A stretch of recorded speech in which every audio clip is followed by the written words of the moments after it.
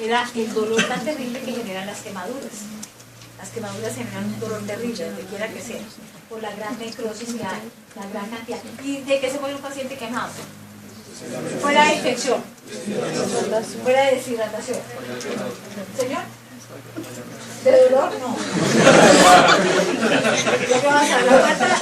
¿Estás ya con la que hidrata? No, ese dolor.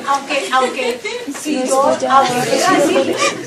yo tengo, esto no es alerta tan absoluto, si estoy en un postoperatorio y yo soy un paciente con un problema coronario y empiezo a tener dolor, empiezo a hacer taquicardia, empiezo a hacer hipertensión y empiezo a tener problemas de gasto cardíaco y pueden oírme muy bien, ¿no? Entonces, pero ¿qué genera en los pacientes fuera de la infección, fuera de la deshidratación? O sea, en forma aguda. Sí, pero ¿qué pasa hidroelectrolíticamente? Una acidosis y una hipercalemia severa, lo que los manda es la hiperpotasemia, entre otras. Así, agudo, hacen una hipercalemia severa. Acuérdense, si yo quiero, pues no es que les esté dando ninguna idea, ¿ok? Ni se les va a ocurrir, si yo quiero matar a alguien, pues le pongo una inyección de potasio. Entonces, eso es también como si hicieran eso, ¿listo? Entonces, o sea, el exceso Mari, puede tener que ver con dolores transportes, las interleuquinas, los leucotrienos, todas esas sustancias proinflamatorias que se generan cuando tenemos una lesión nos van a activar un potencial de acción. Y entonces si nos activan el potencial de acción, en los nociceptores vamos a empezar a generar esa transmisión del impulso doloroso.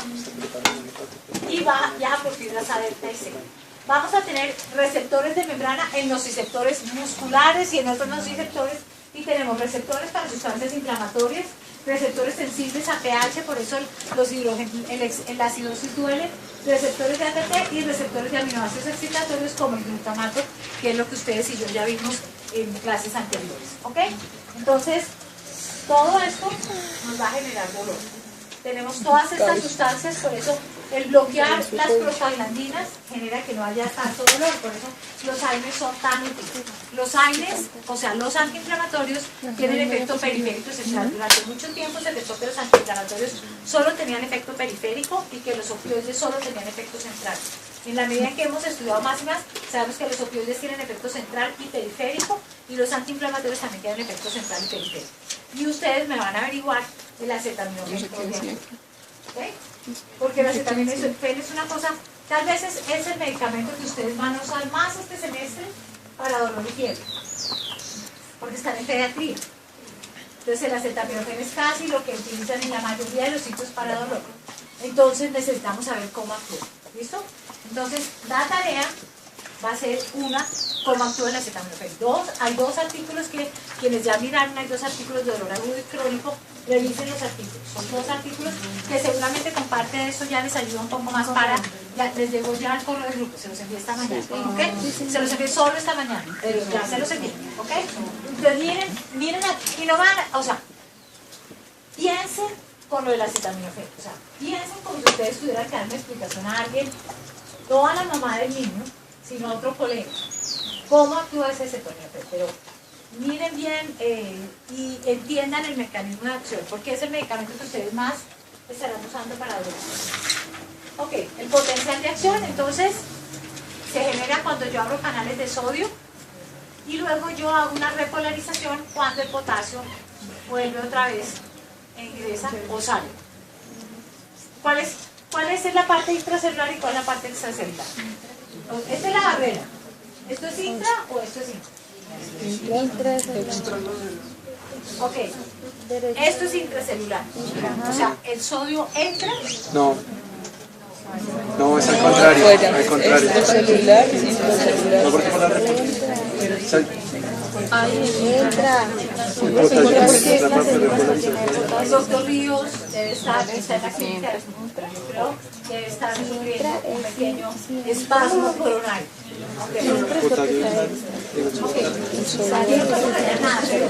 Si yo tengo un plan negativo y me quiero positivizar, ¿qué necesito? Que ingrese dentro de la célula sodio. O sea, que ¿dónde está la parte intracelular? Allá. ¿Ok? Intracelular es aquí. Ah, o sea, ya entró. No, les va a tocar hacer así a los celulares del lado. ¿Por qué? Sí, claro. ¿Por qué? Porque ustedes necesitan, esta es la parte intracelular, ustedes necesitan que ingrese el sodio para que se positivice y genere potencial de acción. Y luego para que yo me quede hiperpolarizada, sale el potasio y yo me hiperpolarizo. ¿Listo? ¿Ok? Eso es fisiología del tercer semestre. Okay. Entonces, yo necesito que ingresen iones positivos a la célula para generar el potencial de acción y luego necesito, salen los otros, sale el potasio y así quedo hiperpolarizado.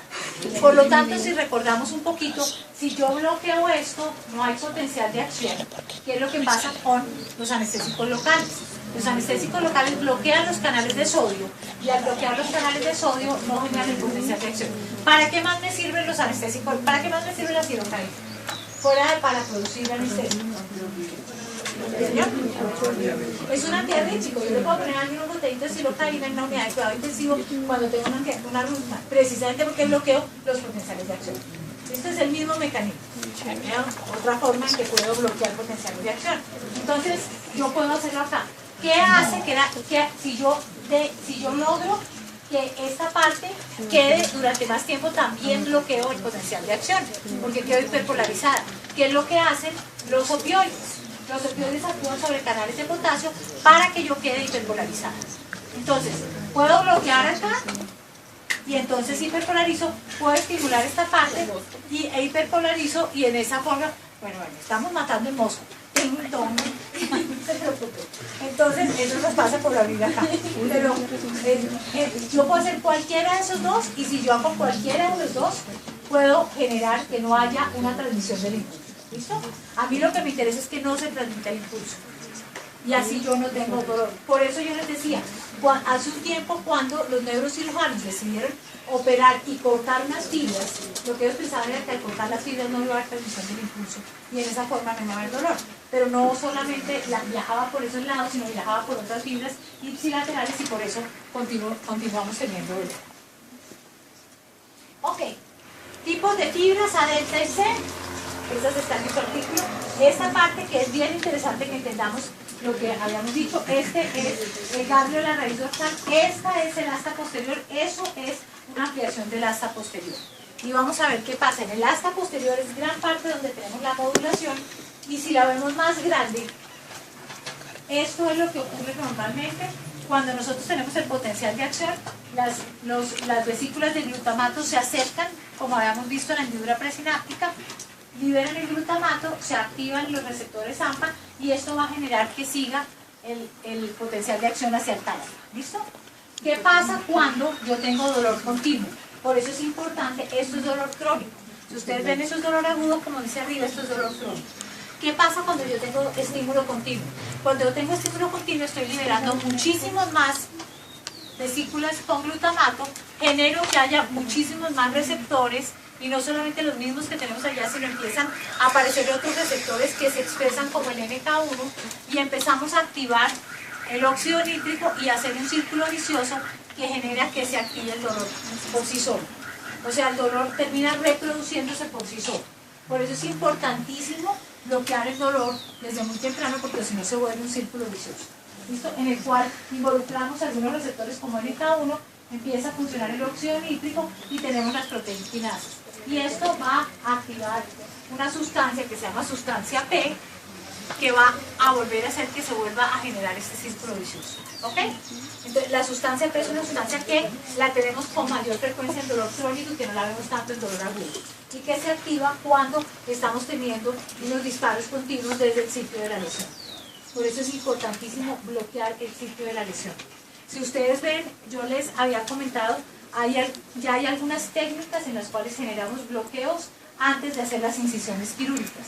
No sé si ustedes cuando rotaron por anestesia o por cirugía, y de pronto les tocó en alguna de ellas, que ponían el bloqueo antes de hacer la incisión, para que no haya ese estímulo repetitivo. Con mucha frecuencia se hace en niños. No sé si ustedes tengan la oportunidad de ir a cirugías pediátricas. ¿Ustedes por dónde rotan?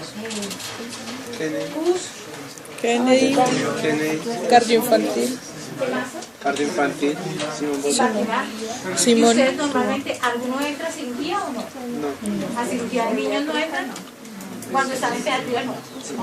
Porque con frecuencia los anestesiólogos pediatras, ellos ponen bloqueos antes de hacer la incisión. Por dos motivos. Primero, porque genera menos el estímulo, y dos, porque hay más analgesia postoperatoria. Entonces eso lo ven ustedes con mucha frecuencia. Ok. ¿Qué pasa con la modulación? ¿Qué pasa con la modulación? Vamos a ver que con la modulación lo que vamos a tener, tenemos aquí la transducción, aquí tenemos toda la parte de transmisión, y aquí vamos a llegar a tener la percepción en la corteza somatosensorial. ¿Qué ven ustedes acá que pueda ser un poco diferente a lo que hemos hablado hasta ahora? Que les decía yo a ustedes que es en la parte, en el asta posterior de la médula espinal. Esta es una neurona que vamos a ver, que es una neurona inhibitoria. Esta neurona, si ustedes van excitando, esta neurona se va a activar, y es una neurona que vamos a tener acá que va a inhibir esa excitación. ¿Qué más vemos? Toda la respuesta supraespinal, o sea, toda esa respuesta neuroendocrina, motora y emocional que se produce cuando alguien tiene dolor. Entonces nosotros habíamos hablado de una vía ascendente excitatoria y una vía descendente inhibitoria. Pero cuando estamos allá a nivel del sistema nervioso, a nivel del tálamo, que pasa luego hipotálamo, etcétera, vamos a tener una respuesta supraespinal, que es todo lo que nos va a dar esa parte del componente emocional de dolor. Cuando ustedes ven, y lo hablamos, existe definitivamente una respuesta diferente de dolor dependiendo de las experiencias previas que tengan antes. Suena raro, todo lo que es previo es antes. Entonces, experiencias previas que hayan tenido. Por eso, asustar a los niños con que si no haces esto te pongo una inyección, o pues, eso no tiene ningún sentido, porque genera una sensación y genera una respuesta emocional que no debe ser. Por eso procuramos siempre buscar que las experiencias sean lo menos dolorosas, sobre todo en los niños, para que después no tengan experiencias, no repliquen respuestas dolorosas. Por eso, si ustedes pueden, al niño que le van a coger una vena, ponerle un poquito de anestesín, y no ponerle, y no colocarle la vena de una vez, sino ponerle un poquito de anestesín, y no cogerle la vena sin haberle puesto algo, funciona muchísimo mejor. Si alguien tiene ganas de salir, puede salir por esa puerta o por la otra sin ningún problema. ¿Ok? Yo no tengo ningún inconveniente, yo nunca tomo lista. Entonces no se preocupen, por cualquiera de las dos pueden salir tranquilamente. No se preocupen que yo aspiro que aprendan, no obligo a que aprendan. Entonces quien quiere estar fantástico, quien no quiere hacerlo, tranquilo, que no hay ningún problema. Estas respuestas emocionales son supremamente importantes, supremamente importantes. Ustedes van a ver personas que antes de que les muestren la jeringa ya están temblando del susto. Ya están temblando del susto. Entonces, lo que hay que ver, porque yo estoy segura que ningún niño tiembla del susto al ver una jeringa. Ningún niño tiembla, un niño que no ha sido expuesto a una jeringa nunca, no tiembla del susto. ¿Cuál es una de las características primordiales de un niño? Un niño que yo le muestro una jeringa, ¿qué va a hacer el niño? Va a querer cogerlo. O sea, el niño tiene, de por sí es curioso, los niños no vienen con la percepción de esto me va a doler o lo otro me va a doler. Lo van aprendiendo o se los vamos enseñando nosotros. Muchísimas veces nosotros, como médicos o como papás, hacemos que el niño tenga alguna respuesta a algo. Esto es muy similar, ¿qué es de ustedes? Es muy similar a las fobias. La gran mayoría de las fobias son aprendidas. O sea, un niño no le tiene fobia a nada. Yo no creo que el niño nazca con la fobia a, o es que yo detesto el coliflor. Uy, sí,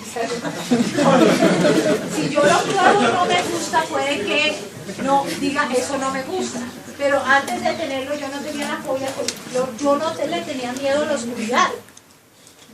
Seguramente hay algo que hace que en determinado momento pase, y lo mismo pasa con la concepción de dolor. Por eso ustedes que se van a ver ahorita enfrentados a niños, traten hasta donde sea posible que los procedimientos no sean dolorosos. ¿Ok? No tiene ningún sentido ver a un niño amarrado o a un adulto amarrado, ¿ok?